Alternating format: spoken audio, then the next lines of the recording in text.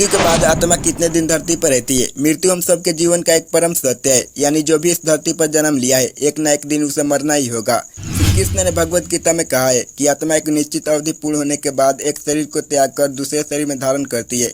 अर्थात जीवों का शरीर तो नश्वर होता है जबकि आत्मा अजमर होती है। दोस्तों, अब आप ये सोच रहे होंगे अगर आत्मा अमर है तो किसी की मौत या फिर शरीर के नष्ट हो जाने के बाद आत्मा का क्या होता है। तो दोस्तों आइए जानते हैं मरने के बाद आत्मा के साथ क्या होता है। इसका वर्णन गरुड़ पुराण में मिलता है, जिसमें सभी बताया गया है कि मृत्यु के कितने दिनों बाद आत्मा यमलोक पहुंचती है और रास्ता में उस आत्मा को किस किस प्रकार की समस्याओं का सामना करना पड़ता है।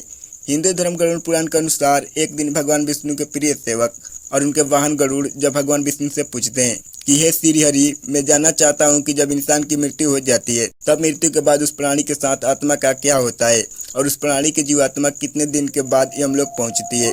तब भगवान विष्णु अपने वाहन गरुड़ से कहते हैं कि हे गरुड़, जब कोई जीव अपना शरीर त्याग करता है यानी उसकी मृत्यु होती है तो उस जीव की आत्मा 47 दिनों बाद यमलोक पहुंचती है और इन 47 दिनों के अंदर उस जीव की आत्मा को कई प्रकार की दुखों और यातनाओं को सहकर गुजरना पड़ता है।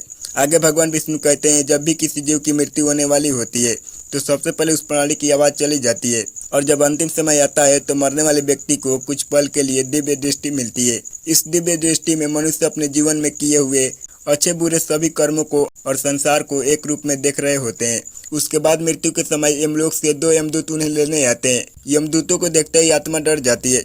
जैसे ही आत्मा शरीर को त्याग कर शरीर से बाहर निकलती है वैसे ही यमदूत उस जीवात्मा के गले में पास फेंक कर बांध देते हैं और इसके बाद यमदूत उस जीवात्मा को लेकर यमलोक की ओर चल देते हैं।